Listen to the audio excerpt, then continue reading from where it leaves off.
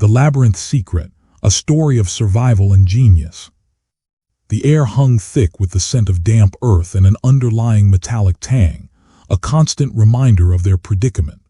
Sunlight, a distant memory, had been replaced by the flickering, unsteady glow of their remaining battery-powered lanterns. A recent seismic event had sealed their expedition into a vast, subterranean labyrinth, and now, desperation was a palpable entity, breathing down their necks. Their group, initially a unified team of cavers and geologists, had splintered under the immense pressure. Sarah, the expedition leader, a woman whose calm demeanor usually inspired confidence, found herself staring at two distinct factions. "We have to stay together," Sarah pleaded, her voice echoing faintly in the cavern. "Divide and conquer won't work in here. This isn't a simple cave system, it's a geological nightmare." But the rift had formed. On one side stood Marcus, a burly, pragmatic engineer, flanked by his two equally robust assistants, Liam and Chloe.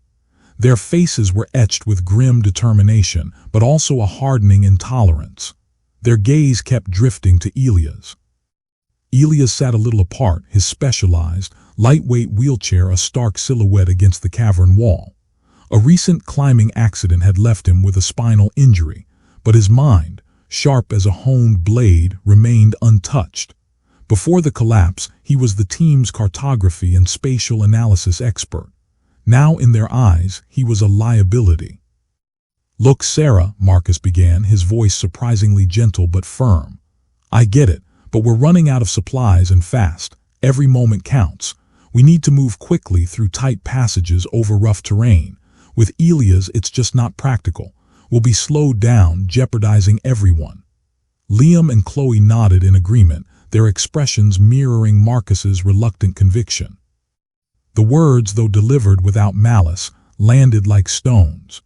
Elias, usually quick with a witty retort or an insightful observation, remained silent, his gaze fixed on the rough floor, a mask of composure in place. Across from them, a smaller group had coalesced around Dr. Aris Thorne, a quiet but deeply empathetic paleontologist.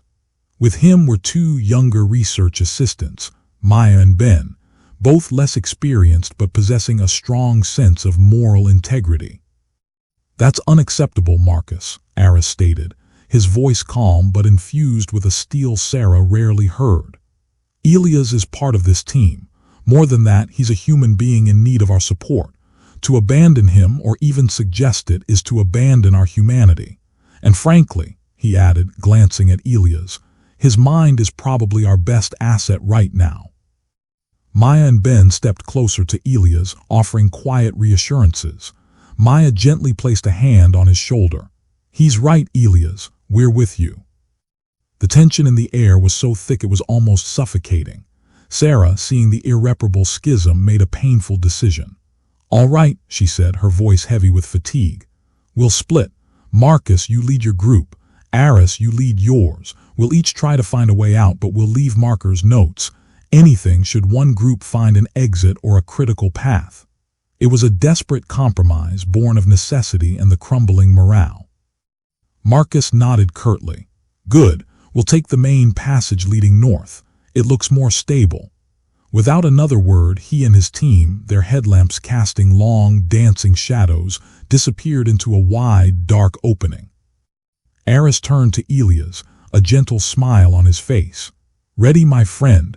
Let's see what wonders this place truly holds." Elias finally looked up, a flicker of something unreadable in his eyes, and gave a small nod. They started their arduous journey deeper into the earth. The passage Aris's group chose was narrower, a winding labyrinth of rough-hewn rock and ancient, glistening stalactites.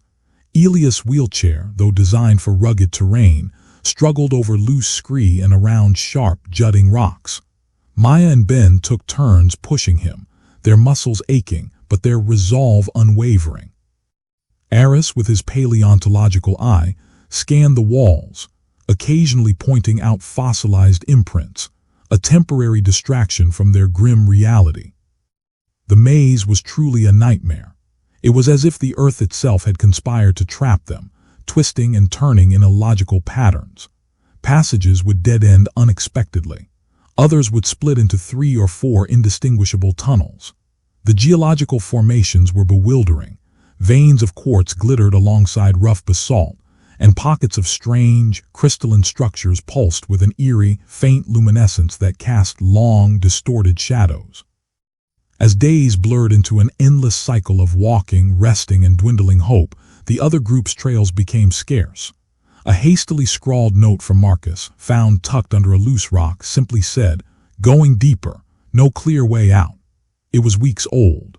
Sarah's small group with Elias, Aris, Maya, and Ben felt increasingly isolated. Elias, despite his physical limitations, had become their silent navigator. He had downloaded detailed geological surveys of the region before the expedition, and though these didn't account for the post-seismic shifts, his mind worked relentlessly, processing the visual information of their surroundings. He often asked Aris to describe rock patterns, the subtle angles of the passages, the direction of water flow from unseen sources. He spent hours poring over their dwindling paper maps, cross-referencing them with his own mental projections of their path. One evening, huddled in a small alcove, their lantern sputtering, Ben sighed. "I don't get it. We've been back here 3 times. This passage just loops back on itself." He kicked a loose stone in frustration. Elias, who had been uncharacteristically quiet, finally spoke, his voice soft but clear. "It's not a loop, Ben, not in the conventional sense." Everyone turned to him. "Look at the striations on the rock faces, the flow patterns of the mineral deposits. They're not consistent with a simple circular path. They indicate a shift in the rock, a tilt." Aris, always intrigued by geological anomalies, leaned closer. "A tilt? What do you mean?" "The seismic activity," Elias explained, his eyes glowing with an intense focus in the dim light. "It didn't just cause collapses, it rotated sections of the cave system. What appears to be a continuous horizontal passage might actually be a spiraling descent, or an ascent, disguised by the uniformity of the rock." Maya gasped. "So, when we think we're going forward, we could actually be going up or down on a different plane." "Precisely," Elias confirmed. "The only way to truly navigate this isn't by brute force or simple cardinal directions. It's by understanding the underlying geological shifts. It's a 3-dimensional puzzle, not 2. Over the next few days, Elias' theory proved revolutionary. He began guiding them not by traditional map reading, but by a complex system of relative positioning, rock composition, and even subtle changes in air pressure and humidity.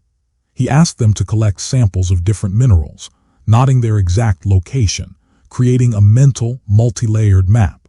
He directed them through seemingly impossible paths, sometimes through narrow fissures that everyone else dismissed as dead ends. "This way," Elias would say, pointing to a dark, almost imperceptible crack in a wall. "The mineral composition indicates a fault line, a natural pathway exploited by the tremor. It will lead to a larger chamber." They followed, skeptical at first, but with growing awe. Each time, Elias was right. The dead end would open into a vast chamber, or the looping passage would indeed lead them to an entirely new section of the maze. Their supplies were critically low.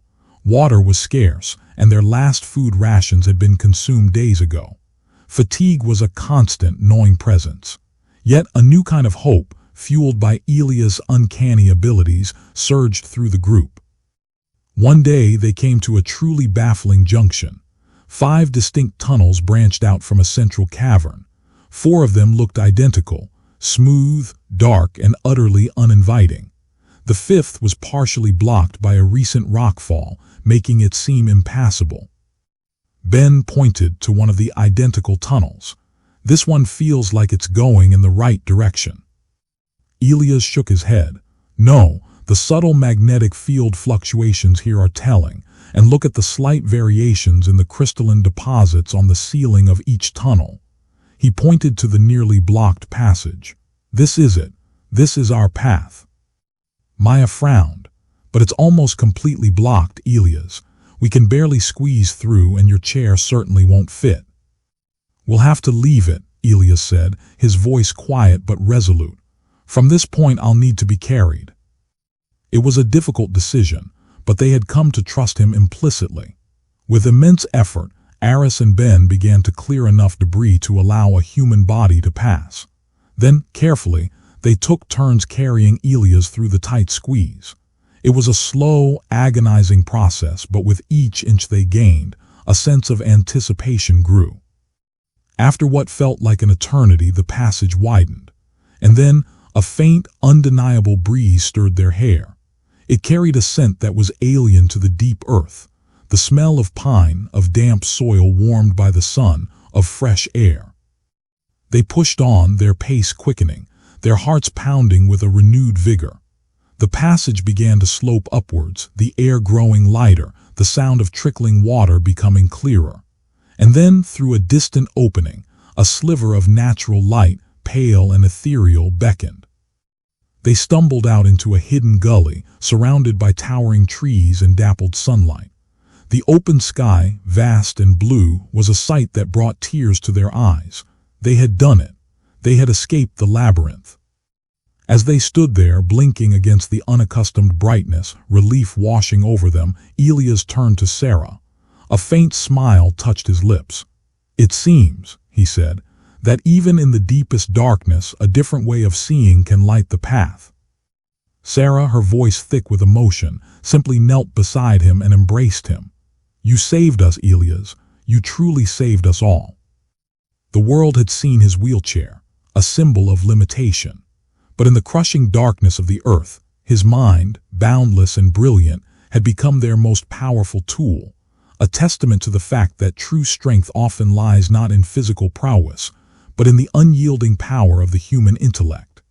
They never did see Marcus's group again, a somber reminder of the dangers of division and prejudice, and the profound wisdom in compassion.